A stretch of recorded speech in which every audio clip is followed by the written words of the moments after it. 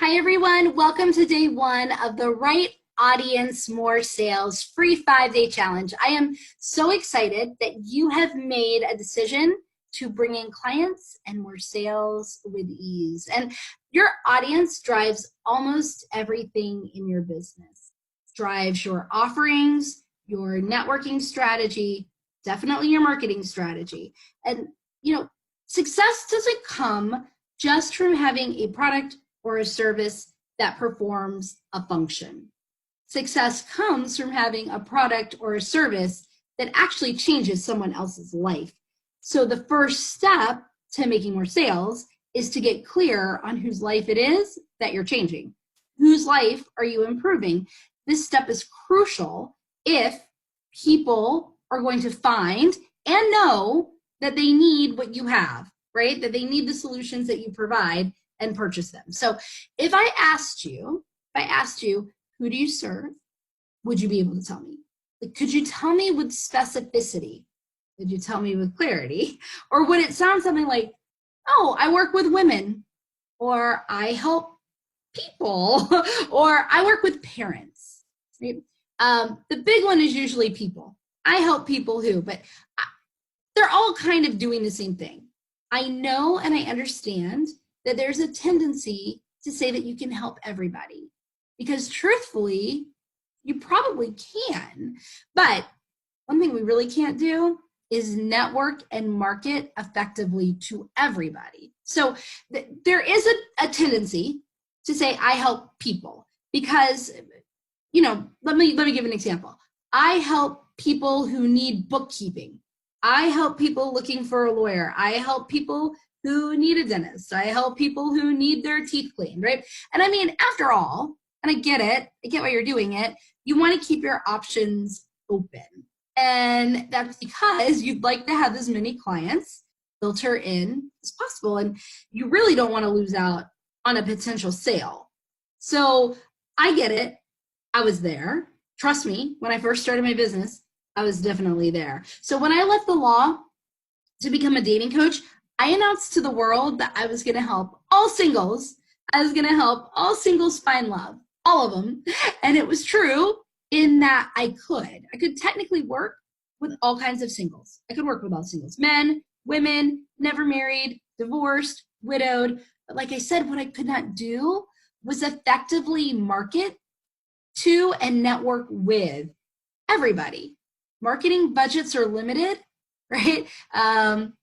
Time is limited for networking. Time is a crucial asset. So I couldn't market and network to everybody.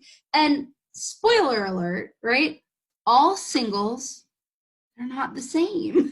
All singles are the same. So what that meant was that while people knew what I did and they appreciated it, right? Helping people find love, they would all say, oh, that's great. It's great, Rita. I love what you do. None of them felt an urgency to work with me. So while I did have the ability to help absolutely everyone, the reality was I was helping no one because no one was hiring me. And so that left me feeling really frustrated. It left me doubting my business. It left me doubting myself and feeling a little bit desperate at the beginning of my business because my bank account, right? My bank account was suffering. So much like the entrepreneurs that I work with, I was worried that by narrowing my audience, I would lose business. And in my mind, I just couldn't afford to lose business. But the opposite was actually the reality. So the minute that I focused my marketing on a specific audience, I really resonated with them in a powerful way. And what that did was the number of clients I had increased, the effectiveness in which I could serve them definitely enhanced.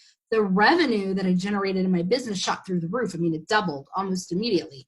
And I realized more profits than I had realized before because I was more efficient with my expenses, right? Because again, marketing budgets and networking budgets, I was able to be super effective and efficient with those. So people don't connect with you as easily when you're talking to too broad of an audience. If you're trying to talk to everybody, it's a little generic. It's not really going to resonate with anyone. right? They'll like it, but I mean, it's not that emotional feeling. So without getting specific about who you serve, it's really difficult for people to see themselves as part of your audience, right? They hear it, but they don't see themselves in your audience. So I want to share a story about my client. Her name is Becky, and I'm going to use her as an example. So Becky called me and she was really frustrated because she was talking to all of these people, but just no one was hiring her. Nobody was hiring her. And I found out that when people asked Becky what she did, Becky's response was, I help people take control of their health. I help people take control of their health. And guys, people, it's just not a target market. Like not, I know you want it to be. People is not a target market. And it's way too big of an audience, right? It's just way too big of an audience. And it definitely doesn't emotionally connect with any person, right? Like I work with people who need bookkeeping, right? Like most of us out there, I have a bookkeeper. I talk to people, almost all of y'all know you need a bookkeeper, right? But none of you are jumping up because somebody says, I help people who need bookkeeping, right? You're not like, oh, that's me. I see me in there and I need to hire you right now, right? People's not a target market. It's way too big of an audience. It doesn't emotionally connect with any person. It's too broad, right? And it's too broad for people to know who to refer you, like who to refer to you. So by the end of the intensive that Becky had hired me for, we had narrowed her audience to new career mothers, meaning mothers who were going back to work for the first time since having a child. And so whether it was their first or their second child. But this clarity allowed Becky to really hone in on her market, her audience's problems and their frustrations and their pain points and how she could help them achieve really amazing results. And the problems, right, of her market included things like juggling kids with a new job, limited time in the day because super demanding bosses, especially because it was a new job. You know, the reality of having commutes and working overtime, which was something that these people, these women in her market hadn't had to deal with for a long time. They didn't have time anymore to plan meals or to even go grocery shopping. And anytime they brought up their child, negative reaction from males in the workplace. And that made it harder for her to ask for concessions for things she needed, like time off or to flip the schedule a little bit to take care of things that come with being a new mom.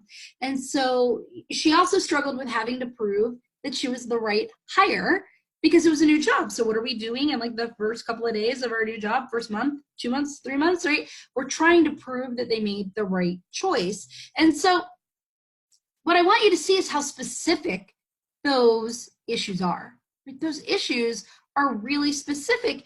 And so not all people have those problems. So for example, a woman who travels a lot for her job, right?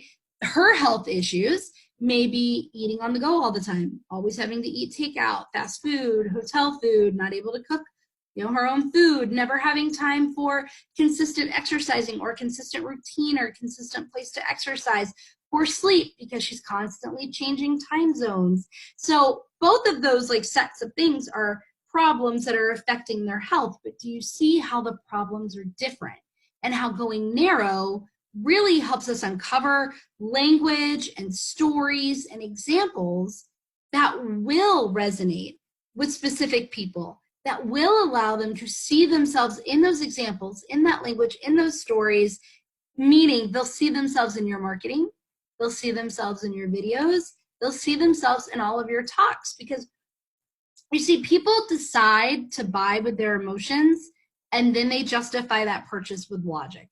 And so if you're just kind of speaking generically, you're usually focused on more logic, which is okay, but that's how people justify. That's not how people decide, right? So because my client Becky narrowed who she was talking to, she was able to really form a true connection with them. They trusted her. Mothers who had just transitioned back to corporate America, I mean, they knew from everything Becky put out there that Becky understood them. Becky understood their specific problems, which we already saw were different than just one other set, different than a lot of people. So she used examples, she used stories, she used language that allowed them to see themselves in all of that. So my question to you is, are you really talking to your market? Are you really talking to your market? Are you speaking specifically enough that you're forming a connection that creates a certainty in them, a certainty that you understand them, specifically them, and their very individual pain points, challenges, and frustrations. So today, you're going to get clear on who your market is so that you can put your focus on connecting with them deeply, as opposed to talking to kind of a generic audience. So to help you do this, you're going to complete one quick action. It's an action that should take you under 5 minutes, and then a short journal prompt to help you kind of take it deeper. So then after you're done with the action and the journal prompt, you are going to share the completed action. It's just one short little phrase, and which is basically the market that you've selected. However, I'll know if you didn't actually work through the exercise, right? Because the way I'm going to have you go through it is different. So you're going to share your market with this group, and then you're going to join me tomorrow for a prompt too. So you'll see in this post the quick action, and you'll also see the journal prompt, and you'll see instructions, because don't forget, when you comment below, right? When you comment below with your answer to the quick action, make sure you use the hashtag more sales, because not only will that allow other people to find all of the responses, it will allow me and Elizabeth to find your responses, because there's a participation prize. The person who uses the hashtag the most, right, by the end of this challenge, is eligible to win. So it's not, here's the way it goes. Okay, let me explain this real quickly, because there'll be questions. You have to complete all 5 prompts. I mean, you have to do all 5 actions.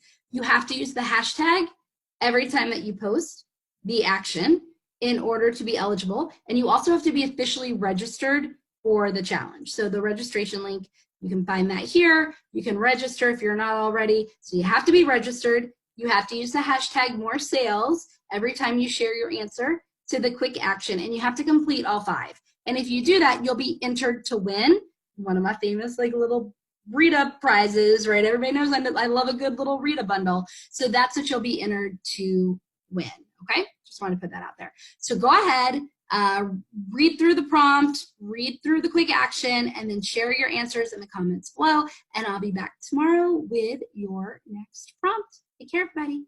Bye.